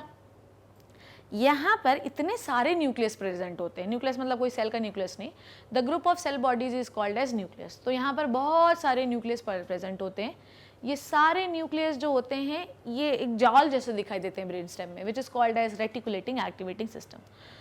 ये एक्चुअली मैंने आपको पढ़ाया भी था अलग से। ये बेसिकली कॉन्शियसनेस के लिए रिस्पॉन्सिबल है। कौन सी इन्फॉर्मेशन ऊपर जानी है, कौन सी इन्फॉर्मेशन ऊपर नहीं जानी है, ये आपको डिसाइड करते हैं ये। जैसा कि मैंने आपको बताया था कि अगर आप किसी मॉल में जा रहे हैं, ठीक है, तो मॉल में जा रहे हैं, कोई आपके स्कूल वाले मॉल में लेके गए, तो सबकी प्रायोरिटीज़ अलग अलग हैं। हम एक ही मॉल में जा रहे हैं, सबके पास सिग्नल वही जा रहे हैं, हम एक ही चीज़ को देख रहे हैं, पर कौन सा सिग्नल ऊपर जाना है, सेरिब्रम में डिसीजन के लिए जाना है, वो डिपेंड करता है कि आप किसको प्रायोरिटी देते हैं। अगर मैं किसी को प्रायोरिटी देती हूँ कि मुझे एक अच्छी ड्रेस चाहिए, तो मेरा फोकस सिर्फ ड्रेस की ओर है, उसके आजू बाजू क्या चल रहा है इससे मुझे कोई लेना देना नहीं है, क्योंकि ब्रेन में वो सिग्नल नीचे ही रोक दिए जा रहे हैं, ऊपर जाने ही नहीं दिए जा रहे हैं। ये कौन कर रहा है? ये कर रहे हैं वो सब जाल of nucleus which is found into the brain stem. It is also called as gatekeeper of consciousness. समझ में आई बात? आदमी उन्हीं चीज़ों के लिए कॉन्शियस होता है जो डिसीजन सेरिब्रम के थ्रू लिए जाते हैं। जो चीज़ें आपके ब्रेन में जाती ही नहीं है उनके लिए आप क्यों कॉन्शियस होंगे? तो ये है गेट कीपर ऑफ कॉन्शियसनेस कि किस इन्फॉर्मेशन को हम ऊपर जाने देंगे और किस चीज़ के लिए हम अपने शरीर को कॉन्शियस रखेंगे। समझे? जैसे मैं बड़ी कॉन्शियस रहती हूँ, जैसे मेरे सामने 10 लोग हैं, तो मेरे लिए किसी भी पर्सन की प्रायोरिटी है उसका नेचर, उसने क्या कपड़े पहने हैं, उसने क्या जूते पहने हैं, उसने क्या किया है, उस फलाना ढमाका, उससे मुझे कोई लेना देना नहीं है, पर वो कितनी अच्छी बातें कर रहा है, हमेशा मेरे लिए कॉन्शियस लेवल वही रहता है। तो मेरे ब्रेन में ये इन्फॉर्मेशन कभी नहीं जाती कि उसने क्या कपड़े पहने हैं, वो कैसा दिख रहा है, आई डोंट केयर। बस मेरे ब्रेन में क्या जाता है, सिर्फ ये पूरे जाल ऑफ न्यूक्लियस से सिर्फ क्या जाता है, सिर्फ जाता है कि उसका बिहेवियर कैसा है। अगर मैं यहाँ से एनालाइज करती हूँ कि इसका बिहेवियर अच्छा है, इसका बिहेवियर बुरा है, और फिर उसके अकॉर्डिंग रिस्पॉन्स करती हूँ। अगर सिर्फ मेरे लिए कपड़े प्रायोरिटी होते तो सिर्फ मैं ये देखती कि वो कैसा भी बिहेव कर रहा, पर उसने कपड़े अच्छे गंदे पहने थे।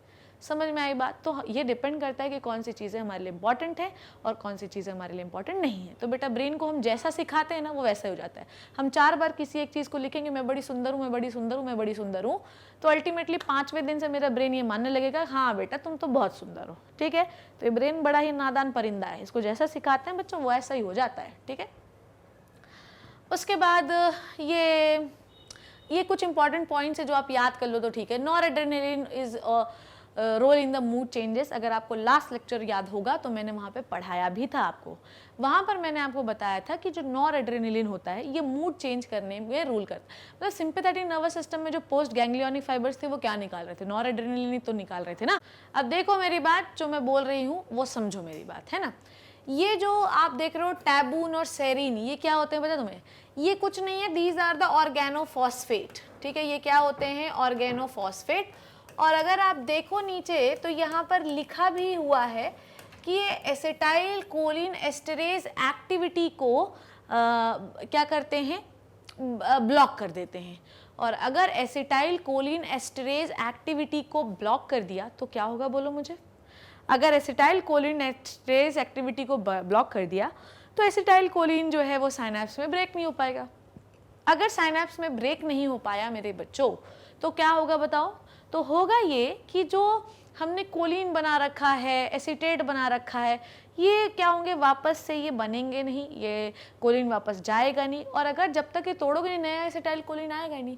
जब तक नया एसिटाइल कोलिन नहीं आएगा तो सिग्नल ट्रांसमिशन कैसे होगा? तो सिग्नल ट्रांसमिशन नहीं होता और बॉडी बहुत ही ज़्यादा रिलैक्स कंडीशन में चली जाती है। समझ में आ गई बात? तो ये बात आपको याद हो गई। नॉरएड्रेनालिन के बारे में मैं आपको और बताऊं, ठीक है, ध्यान से देखना।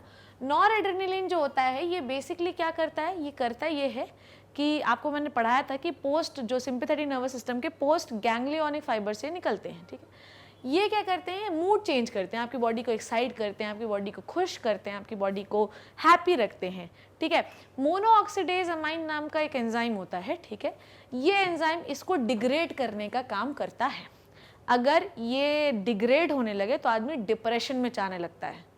समझ में आई बात। नॉर्मली आपकी बॉडी को नॉर्मलाइज और अच्छा खुश रखने के लिए, देखो नॉर्मल अभी काम कर रहे हैं, भले नॉरएड्रेनालिन नहीं लिख रहा है, पर जीवन में खुशी की बहुत आवश्यकता है और आदमी छोटी छोटी चीज़ों को लेकर खुश इसलिए होता है क्योंकि उसकी बॉडी में नॉरएड्रेनालिन निकलता रहता है by the post ganglionic fibres into the sympathetic nervous system. पढ़ाया मैंने आपको लास्ट क्लास में।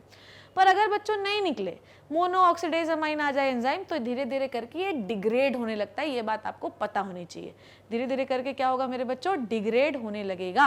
और अगर ये डिग्रेड होने लगा बच्चों तो क्या होगा बोलो, होगा ये कि आपकी बॉडी कभी किसी चीज के लिए एक्साइट ही नहीं होगी। तुमको बोलोगे अरे वाह तेरा बर्थडे, तुम बोलोगे हाँ ठीक है तो क्या है, हर साल तो आता ही, सच तो मैं मर ही जाता। This is the depression. बोले कि आपने क्लास में टॉप कर लिया, तो आपने क्लास में टॉप कर लिया, बोलो कि आपके 95% आए, हाँ तो क्या हुआ, स्टेट में तो 96 हाईएस्ट आए। अरे नीट में तू 3rd रैंक लाया, तो क्या हुआ, फर्स्ट तो नहीं आया। तो दिस इज द डिप्रेशन। आप कभी किसी चीज को लेकर खुशी नहीं होंगे क्योंकि आपकी बॉडी में नॉरएड्रेनालिन ब्रेक डाउन हो रहा है। ठीक है, हो सकता है आप इतने डिप्रेस हो जाएं कि सुसाइड कर लें। ये बात आपको क्लियर हो गई, डन हो गई इतनी बात, इसमें कोई कंफ्यूजन तो नहीं है। ठीक है बच्चों, सो आज हमने बहुत सारी चीज़ें सीखी हैं। ठीक है, मैंने क्या क्या सिखाया, देखो ये लेक्चर आपको बहुत इंजॉय करके देखना चाहिए था। आज हमने ब्रेन के पार्ट्स देखे, पूरा रिवाइज किया और उसके क्या फंक्शन होते हैं ये देखे। ठीक है, ये मैंने आपको बहुत बार समझाया, इसलिए ही समझा रही हूँ बेटा कि आ जाएगा।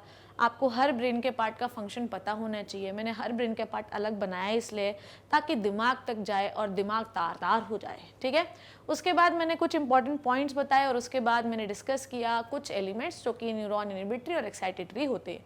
फिर मैंने डिजीजेस डिस्कस की, बोटुलिनम, मेनिंजाइटिस, मैंने नर्व बताई कि ये नर्व डेंटिस नर्व है और कौन सी नर्व, इसी नर्व को हम जो है तो क्या कहते हैं एनेस्थीसिस दे देते हैं और एनेस्थीसिया देकर ये थोड़ी सुन्न हो जाती है और आप दांत उखाड़ लेते हो। ठीक है, फिर मैंने पूरा मैकेनिज्म बताया कि माइटोकॉन्ड्रिया में एसिटाइल कोलिन कैसे बनता है, हालांकि मैं पहले बता चुकी थी। फिर मैंने कुछ इंपॉर्टेंट डिजीजेस के बारे में बात की जैसे पार्किंसंस, हंटिंगटन कोरिया और एल्जाइमर। फिर ये तो सारे फंक्शन मैंने आपको बता ही दिए थे। फिर मैंने आपको रेटिकुलेटिंग एक्टिवेटिंग सिस्टम के बारे में बताया और फिर मैंने कुछ ऐसे केमिकल बताए जो कि न्यूरॉन एक्टिविटी को ऑल्टर कर सकते हैं, जैसे नॉरएड्रेनालिन, टैबुनसेरीन। ठीक, 3 हो गए, ये कहानी क्लियर हो गई। सो आज this is all about the last lecture of the nervous system. ठीक है, ये लास्ट लेक्चर था नर्वस सिस्टम का। नेक्स्ट क्लास में मैं सेंसरी ऑर्गन शुरू करूंगा। ये खत्म हो गया नर्वस सिस्टम, दिया 3 पेज है आपके एनसीईआरटी में, मैं मानती हूँ, पर उसको डिगोड करने में मुझे बहुत समय लगा और मैंने एक एक लाइन, एक एक शब्द, एक एक अक्षर इसमें कंप्लीट किया है। मेरे बच्चों ये गुजारिश है आपसे कि इसको अच्छे से देखना।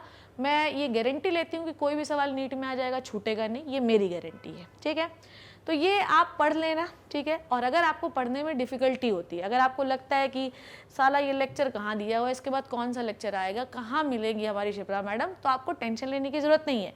आपको कुछ नहीं करना है, मैग्नेट ब्रेन्स वेबसाइट पे क्लिक, मतलब आपको क्या करना है, magnetbrains.com टाइप करो गूगल में, पहले नंबर पे हमारी वेबसाइट खुलेगी। वेबसाइट खुलोगे तो पहला पेज ये खुलेगा। ठीक है, जब आप पहला पेज ये खोलोगे तो यहाँ पर एक्सप्लोर टॉप कोर्सेस आएंगे, टॉप कोर्सेस आएंगे, मैं टॉप ही रहती हूँ हमेशा। ठीक, और यहाँ पर आपको 12th और 11th दिखाई देगा। ऑब्वियसली आपको पता है कि अभी मैं 11th पढ़ा रही हूँ, 11th बायो, तो please click on the 11th bio 11th। ठीक है, क्लास 11 बायो है नहीं 11th। ठीक है, जब आप 11th क्लिक करोगे तो आपको ये सारे विंडोज़ खुलकर आएंगे और फिर आपको जाना है इस, क्योंकि आपको बायो देखना होगा तो आप इस पर क्लिक करना, वॉच नाउ पे कर देना। ठीक है, वॉच नाउ पे तो पहले नंबर से खुलेगा, पर आप मेरी फोटो पे क्लिक करोगे ना, वो 2 चीज़ें होंगी, या तो वॉच नाउ पे क्लिक करो या तो मेरी फोटो पे मेरे बच्चों क्लिक करोगे ना तो मैं ये ऐसी खुल के आ जाऊंगी। अब यहाँ पर आपको जो सा चैप्टर देखना है वो देख लो। ब्रीदिंग एंड एक्सचेंज देखना है, पहला लेक्चर अगर आपको देखना है, मैं बार बार इसलिए बोलती हूँ कि फोटो वही वाला लगा है, मैं दूसरे लेक्चर का लगा के ले आऊँगी नेक्स्ट क्लास में। ठीक है, तो ब्रीदिंग एंड एक्सचेंज देखना है तो आप पहले ही लेक्चर पे इंट्रोडक्शन पे क्लिक करो, इतने मिनट का ये लेक्चर है, जब आप इसको क्लिक करोगे तो इस तरीके से ये विंडो खुलकर आएगा, आप देख लो। आप चाहते हो, आप कंफ्यूज हो कि इसके बाद कौन सा लेक्चर देखूं, इसके बाद कौन सा लेक्चर आएगा, यहाँ पर आप नेक्स्ट वीडियो करो, नेक्स्ट के बाद नेक्स्ट आएगा और इस तरीके से आप पूरा वीडियो देख सकते हो। आपको डिपेंड करता है कि आपको कौन सा चैप्टर देखना है। सारे चैप्टर की प्लेलिस्ट आपकी वेबसाइट पे बनी हुई है। कितनी इंटरेस्टिंग चीज़ हो, कितनी आसान चीज़ है, इससे आपका लेक्चर देखने में इंटरेस्ट बनेगा और आसान हो जाएगा, ज़्यादा जद्दोजहद करने की ज़रूरत नहीं पड़ेगी। सो बच्चों, आज की कहानी जो मैंने आपको सुनाई, it is all about the end of the nervous system and some diseases of the nervous system. Next class में मैं आपको सुनाऊंगी अपनी प्यारी आंखों के बारे में। आई होप कि आज आपने ये लेक्चर बहुत इंजॉय किया होगा। See you in the next class, तब तक घर पे रहिए, सेफ रहिए, अपना ध्यान रखिए। थैंक यू सो मच बच्चों।